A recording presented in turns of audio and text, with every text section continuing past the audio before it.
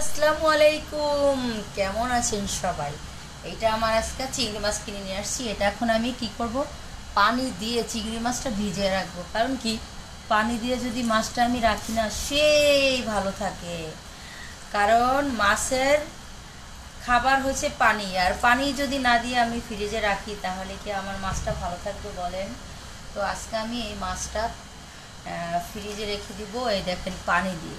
ঠিক আছে, এই যে পানি দিয়ে মাছটা একটু অনেক ভালো লাগে, অনেক মজা লাগে। বুঝতে পেরেছেন বন্ধুরা?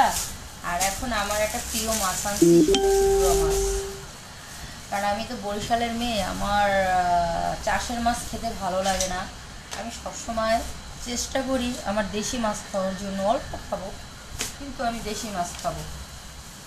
এটা হচ্ছে আমার দেশি মাছ গুঁড়া। এটা আমি চচ্চড়ি করব শুধু পেঁয়াজ দিয়ে। টাটা, ভালো থাকবেন।